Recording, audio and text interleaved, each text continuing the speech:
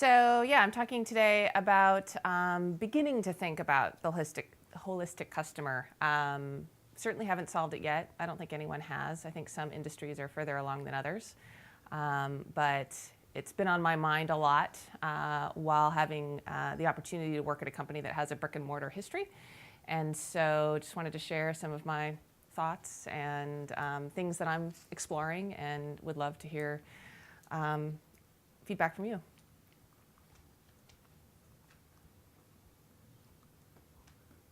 On maybe how this remote works, because it worked a minute ago.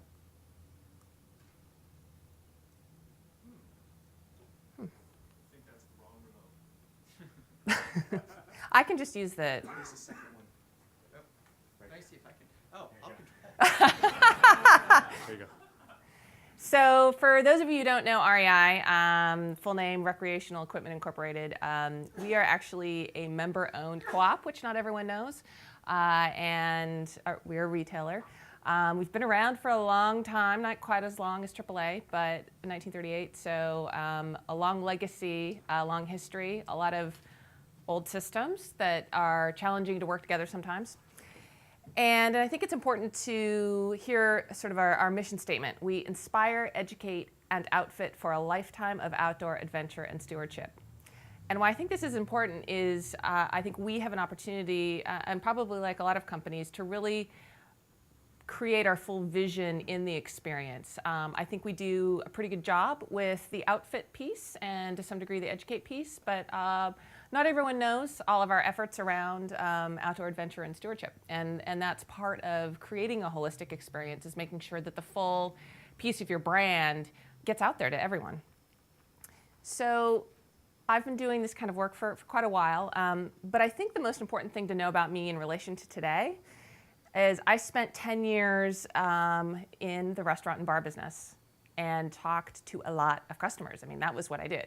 And in fact, when I first started at Amazon back in late 1997, I was a customer service representative. I answered phones, I answered email. So, I don't know how much of it is nurture or nature, I guess, but thinking about the customer, it really feels like something that's kind of in your DNA. I don't know if that's something that you guys feel. Sometimes you might talk to coworkers and they just maybe don't get it in their gut the same way that we do. And so, part of this experience has been thinking about, well, how do you get other people excited about thinking about the customer? It's a journey, I won't lie. And in fact, slog, that Peter said earlier, is a good word. It takes a long time. We have to build on foundations. I have been extremely fortunate. When I came to REI, my colleague Nicola here, who's in the audience, I think was the pretty much singular person driving every single good experience on the website. We didn't necessarily have a formal user experience team, but she did it kind of all of herself. And so I don't think we would be able to be anywhere near making the kind of progress that we're starting to make now without that kind of foundation and without someone obviously whose customer thinking is in her DNA. So you have to build on foundations that are already there. And yeah, I make a lot of stuff up. This is my first time, as I said, in a company that has a brick and mortar presence. And so thinking about, well, what is that experience in the store is new to me. And that's actually a lot where my restaurant experience has been helpful, because that was working with customers directly face to face. And so really kind of having ideas as I go along, keeping my eyes open is really fun and an interesting way to go about it. So let's start with a story. I had the opportunity to speak about 10 days ago at this conference, Intelligent Content. And it was in Palm Springs. Pretty nice. And it was a resort hotel. This. Would any of you not wanted to speak at that conference? It was pretty nice. So I felt pretty lucky. And the atmosphere at the Parker Hotel is gorgeous. Not at all what I expected Palm Springs to be like. It's verdant, it's lush. You have all of these trails that go through foliage and ferns and palm trees, and And it feels like a little hidden place. It's wonderful. It's, little entryways like this that are like the secret garden. Just a great sort of enveloping experience. But when I got there, I was tired. I just got off the plane. I really needed an adult beverage. Probably can't read this, but this is the room service menu. The cheapest red wine bottle was $42. And I didn't really want to spend that because I'm cheap. So I thought, well, maybe there's a grocery store nearby. And I was carless, so I took a look and, gosh, felt really lucky from A to B here, from the Parker on A to the Vaughn's on B was only half a mile. And I thought, well, that's great. I just walked to the store. But first I had to get out of this 13-acre resort. So I had a crappy map, which is an aerial view and doesn't actually help when you're in all of that foliage. And I literally had to tip someone to get from my building out of the hotel. I'm not lying here. It's gorgeous, but not necessarily usable. So I go to the store, and I'm coming back carrying my groceries, and now it's dark. And the lovely secret foliage, with all of its gorgeous little nooks and crannies and environment that I had already gotten lost in when it was still light, is kind of scary. And in fact, this picture, which shows nothing, is actually on the driveway entrance, because there is no sidewalk to enter into the Parker Hotel. And it's a curved entrance surrounded by hedges that are probably 15 feet high. And so when it's dark, you're walking on this curved entrance on no sidewalk, and you don't know if there's a car that's going to come around, right? Not necessarily a great experience. So finally, thank God, after finding my building, finding my room, no signs on the rooms even, I get back, and now I really need that drink. So the Parker Hotel kind of failed. It was a wonderful, wonderful experience while I was in the resort, right? But they didn't optimize for any walking, even really around the resort, unless you had, nowhere you were trying to get to. Certainly not for leaving the resort. It only had one entrance, and it was only a driving entrance. And it really wasn't optimized for anything but sitting on a lounge chair by the pool. And maybe that's what they targeted. They had a no sign policy, literally. In fact, the conference attendees were asked first politely and then kind of ordered to not wear our name tags once we got out of the little conference area, because it kind of ruined the mood. So the buildings, no signs. Not even to know which of your buildings, because there's multiple buildings where your room could be. You don't necessarily know which one it is. This was the building I stayed in. There's a lot of these areas where you kind of come to a wall and you don't know which path to go. And so even on the third or fourth day, I would take a wrong turn. This is where ice was found. I really wanted some ice, so I went on a trek. This is where the conference was, which is great. You can't necessarily tell that that's where it would be. And that door back there, that's a restaurant. Really about the only sign in the whole place that I saw was this. So why should you care? Why should you care about that story? Most of you probably work on websites. But it's an example of a full, real customer experience. The full experience, regardless of how you're getting to a place, of what you're trying to do there, is really what creates engagement and loyalty. I didn't come to the Parker thinking that I would have a story to tell here in this session. And maybe my ears and eyes are a bit wider open thinking about holistic customer experience. But clearly, while it's a lovely place, not optimized for a lot of experiences that a lot of their people might want to have. This is from an Italian study.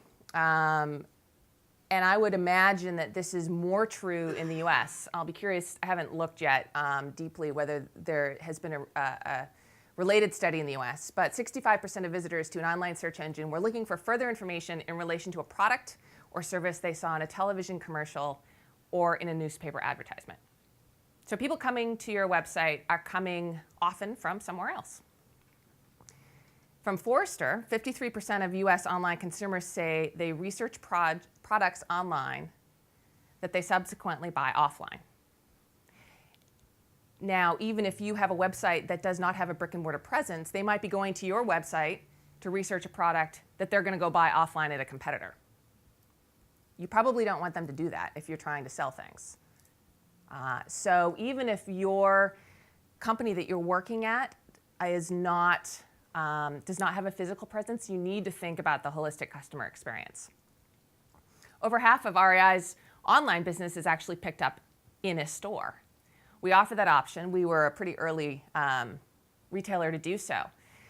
And it's hugely, hugely popular. And in fact, when people come into the store to pick up their item, they also spend a bunch more dollars on added purchases. So it's great for us. But we need to think about that crossover experience. So even if you think you're web only, you are multi-channel. People might be hearing about you via word of mouth, obviously YouTube, print advertising, Facebook, catalogs. People might be going to a store and seeing a product that they like and then looking for it later online. By nature, our world is now multi-channel. And so all of us thinking about the customer experience need to think about that. And one more reason, all the marketing people, this is big on their minds right now. We don't want them to be the ones taking over creating customer experience. But this is what they're talking about. I've been to a bunch of conferences this year that are more marketing type conferences, and multi-channel communication, multi-channel customer experience even is what marketing is talking about. So I think we as user experience people need to start thinking in that way as well. So there's some guidelines. I don't think that there's any rules yet. I'm not even sure that there's what I would call best practices. We're getting there, but as communication vehicles and experience vehicles explode and we don't know what's going to be the next Twitter or augmented reality, I think we're all kind of making it up as we go along. So think about on-ramps and off-ramps. What do I mean by that? Well, here's an example of REI's Twitter feed. And so we have a nice tweet here about one of our great iconic tents that won an award, which is fantastic. And links to the website, also really great. We don't show that this tent has the award on the site. That'd be really great to do. It's something that we will do. But it's just little things like that that kind of make the experience seamless. Best Buy, who I think in general does a pretty darn good job of merging some of the experiences. I don't know if you can see in the back, but you can set your zip code and it'll show whether the product that you're looking at is available in one of your local stores. Now, it would be even better if you could click on the store that you want to go to and get directions right then and there, and maybe have them sent to your phone. So, getting onto the REI website from Twitter, say, getting off the Best Buy website into their store, thinking about those on-ramps and off-ramps and trying to make those experiences seamless and flow is a really important thing to think about. Be consistent. Heidi's great presentation yesterday talking about an integrated brand experience. That's critical for a customer experience. We may not think, in our brains specifically about brand, but it's embedded in depth, embedded in deep in how we think about things, especially good brands. It's just kind of part of how we think about the brand is the brand experience. Because really the customer is interacting with your brand, interacting with your company. They're not really caring about the channel specifically that they're interacting with. They're thinking, well, I'm using REI, I'm interacting with REI and I just happen to be on the website. But they're thinking REI. I'm the same customer in each brand interaction. This is me in Palm Springs, and every time I was interacting with the Parker, and believe it or not, that's actually in a mountaintop above Palm Springs, and yes, there was snow, and I had to make a call to them, but I'm the same customer interacting with the Parker via multiple channels, potentially multiple vehicles, but I'm still the same person, and I want to have the same experience with that hotel. Don't assume that the customer is using the front door. So, as I mentioned, the Parker has this one entrance that's a driving entrance, and it's got a lovely entrance, a lovely brand. It's important to reinforce the brand at all entrances because you don't necessarily know, especially for a website, which way your customer is coming in. This is the back door of the Parker. You can't get in at all, even as a pedestrian. So in fact, you have to walk another 2 blocks around to get into that front entrance, which is kind of irritating when you're carrying bags from Vaughn's.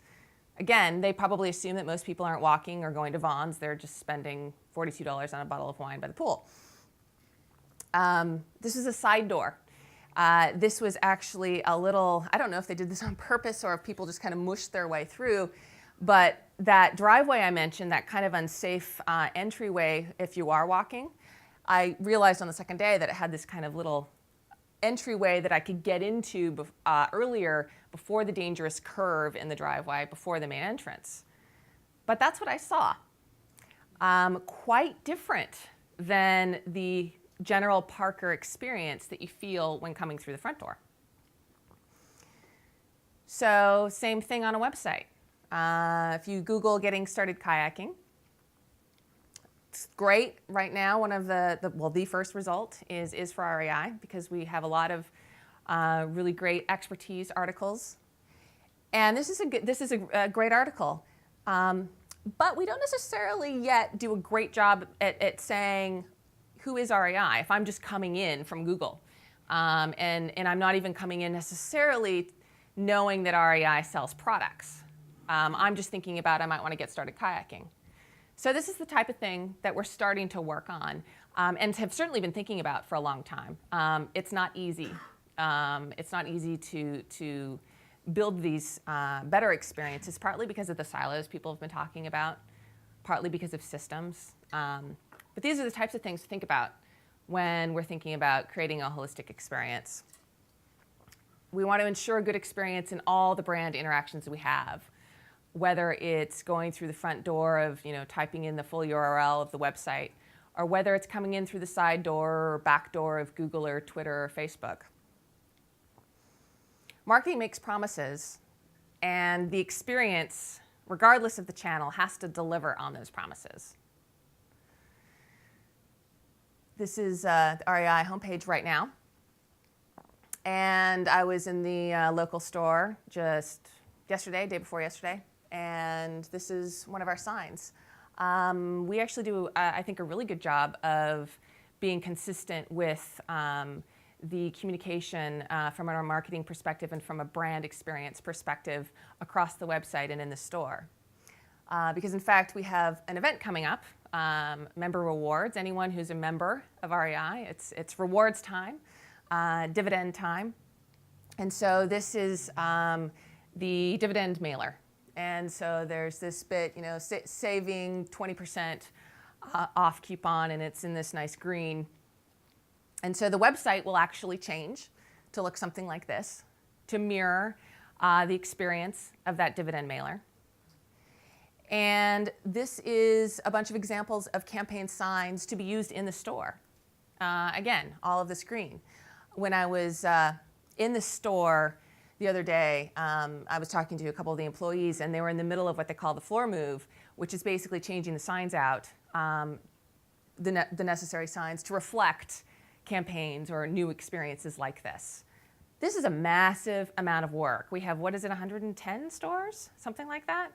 And so, I think we actually do a really good job, more manually than would be ideal, but we do a really good job of kind of coordinating all of this brand experience, which is really customer experience, across the website, across the catalog, across our mailer, across the stores, the signage, etc.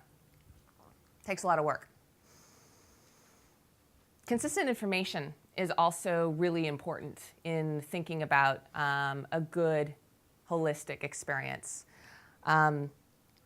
Forrester also found that the most common problems reported by web-to-store shoppers related to discrepancies in prices and in product information across the two channels. And this is not easy to solve, especially if you're a website that's been around for a while. You have some legacy systems. These don't necessarily hook up well to newer systems. So, we have information about, say, a tent in multiple places. This is a tent online. Lots of information here, specifications and descriptions about the tent. We send email about tents.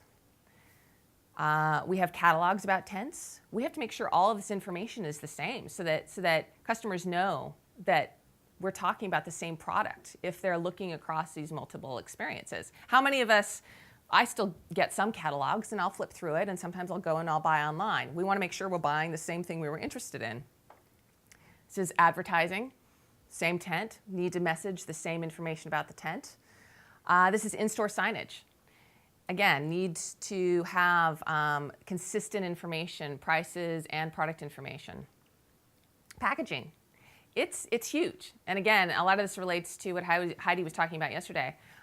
It's a lot of work, but if we're thinking about a holistic customer experience, this is the kind of thing really that we all need to be thinking about, is how do we make this information, how do we make the brand consistent across all of these ways that a customer could interact with us. On the left, right, your right, is what I think is a really good sign that's in a lot of stores about how to choose a sleeping bag. On the website, we have a really fantastic article around choosing a sleeping bag. The information is actually different. Now, of course, on a website, there's a lot more space. And so we can take advantage of that. But I do think that the information that's on the sign here on the right is good summary information. And so one of the things that we talk about is be great maybe to have that same summary information that's in the store on the website, so that it kind of triggers a customer who might be in both experiences. Product information. It's challenging because this is a tag from a product, and obviously this amount of space you have on a tag is really, really, really, really tiny. And so you have to find a way to say basically the same information about the bag that you have all of this space to say on the website in this little teeny tag. And I think we do a good job at that.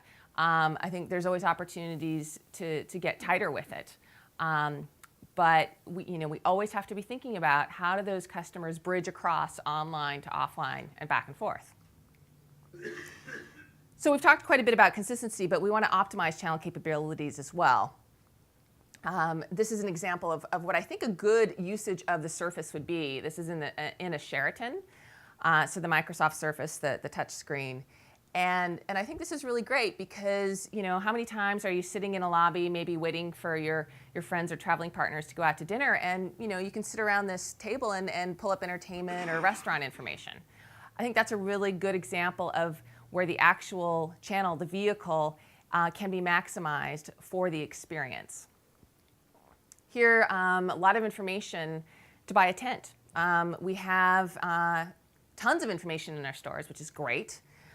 Might be hard sometimes to read all of this information in this format. So doing something like a touchscreen tent picker in the store would be great. Something we've talked about. I'm sure none of these are new ideas, even for other people working in companies. They're not easy to build, but it's good to think about them and to talk to other people and brainstorm. Because I think really maximizing these different channel capabilities is important for increasing customer satisfaction and engagement. A lot of our what we call green vest sales staff carry these handheld devices where they can look up information, and how great it would be if while they're talking to a customer they could add things, say, to a wish list that maybe you didn't want to buy right then and there. but they could just say scan it, and you could go home and talk to your family about whether you're going to buy it, and then you could just go back to the website and click on it, and it's already in your wish list. I think that's another potential good idea of sort of maximizing the capabilities of a particular channel. The whole of the experience should be greater than the sum of its parts. So not only do you need to have each sort of experience within a channel good, but ideally they all work together to provide an even greater gift at the end. I think the Target app actually does a pretty good job of this, because not only can you browse and shop on Target, and not only can you find whether or not an item is in the store close to you, but you can actually see, if it is in the store, which aisle it's in. This is a great maximizing of the phone, because the phone you're carrying around, you're going to walk through the store with it, and I've used this.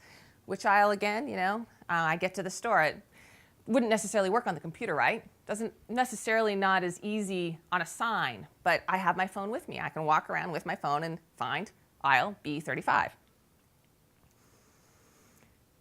Everyone's talking multi-channel. I think really channel-less is the way to think about it, because customers don't think about channels. As I said before, I'm the same customer regardless of how I'm interacting with the brand.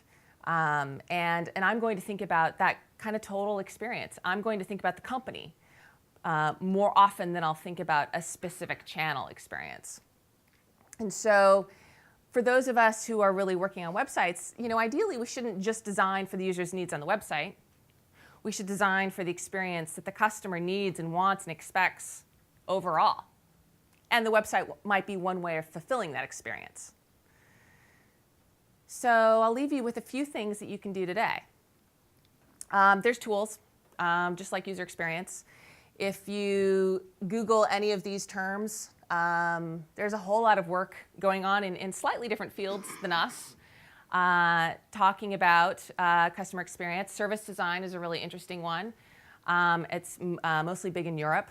But these are all areas that have some good tools, methodologies, practices, et cetera, for designing holistic customer experiences. A very small plug. I'm doing a pre-conference session with Jess McMullen, formerly of Inform in Canada, if anyone knows them, at the Information Architecture Summit in Phoenix next month. And we're going to spend a whole day talking about how do we design experiences, and we'll get into some of the down and dirty of the tools and methodologies. Metrics are really, really important. You have to get comfortable with numbers, or, like I did, hire someone who is. I'm not someone who likes numbers much, but they are really useful, the right numbers, the good numbers, as we've talked about, for the people who control money. And so, having someone on your team who can look at the what in addition to the why. So looking at the behavior, like the clickstream behavior and measuring that along with the more qualitative information and combining those, synthesizing those together is really important. One example, we did this email last year on triathlons. And at first it kind of felt like a flop because this email did not do much online. Eventually, though, we were able to measure the impact it had in the brick and mortar store, and it turned out it was a huge success. But we would not have known that had we not kind of dug deep into some of the numbers to see not only what kind of impact did this email have to the website, but what kind of impact did it have across the company. And so now we know that this type of email is successful. It just might drive traffic to a different place than we might have expected at first. And some soft skills. I tend to think these are the most important to focus on. Getting out of the silos. We've talked a lot about it. It's hard because most companies are set up siloed. We are lucky at REI because the online group was never a totally separate group. At a lot of companies, I don't know if it's for any of you, but a lot of companies, the online group is even a separate legal entity. That sure makes working across silos difficult. We, not too long ago, combined our online team with our call center team. And so now the directors of all those teams report up to the same VP, which I think is a fabulous move forward to really being able to work across those channels and to develop better customer experiences. But I recommend wandering the halls. I don't do this enough. I need to do this more. This is, friends in marketing that are doing, communication experience, brand experience. See what they're doing. It'll give you ideas of how you want to produce the experience on the website. This is examples of in-store signage that will be in the stores. And I'm fortunate that this is mostly in the same general area. Some of you might work geographically separate from other groups, but try to at least have phone calls, visit if you can. I have a friend, Dennis, who manages the user experience team at Sears. And what's really interesting is the whole web team, unlike the rest of corporate, I guess, sits on the third floor of the downtown Chicago Sears. And not only that, they don't have a separate entrance. So they have to go through the store every time they come to work and leave through the store every time they leave work. What a great way to have customers all around you in a different channel and to break open those silos. Leave your comfort zone. Get outside, even if it's just for a walk. I don't necessarily visit the store enough. Our headquarters are located separate from our physical store. So make a point if you're in a business with a brick and mortar presence to go and visit. If you don't have a brick and mortar presence, you might have a competitor who does. Go and visit their store. Visit competitors online. Do things that you wouldn't necessarily do. For us, it might be visiting the call center, spending time with the people who write catalogs, going to the distribution center. All of those things are part of the customer experience. They're just not necessarily directly relevant to what we do every day, we think, but they should be, because it's how the customer experiences our company, our brand. And listen, we really need to listen. And it means listening holistically. So of course there's the usual user experience type research, but we have to try and listen in all these different ways. A lot of marketing groups are talking about voice of the customer programs. We should be, front and center leading that charge because, we want to hear sentiment analysis and market research and analytics and store follows and all of this information is huge for learning about the customer holistically. It's a lot, right? Don't get overwhelmed. This is probably the biggest learning that I've had so far that I haven't totally figured out yet, because there's a million things you could do. Some ideas: target a channel pair, just focus on, say, the web to the call center, or just focus on the signs between and the way you message an event on your website or, in a mailer in the store or something. Be incremental, small wins, measure them, and communicate and celebrate them. You want people to see that you're making progress. And so you're going to have to get your real work done as well. This is hard. But that's where getting allies to help you spread the work, because you can't be everywhere at once. And none of us in this room should own the customer experience. We can't. Everyone really should own the customer experience. And that's how we can be successful. And finally, hang with a new crowd. It's who is it saying, coming to these conferences, it's like my people. And I feel totally the same way. But, making new friends, whether it's in marketing or IT, finance, people in agencies if you're an internal, making friends with internal people if you're at an agency, talking to artists, restaurant people, hotel people are great for thinking about experiences, museum curators. There's a wealth of opportunity of people out there to talk to about customer experience. And yeah, a lot of them are user experience people, but a lot of them are people we would never expect. So get out there. We'll all learn. Join in the journey. Thanks.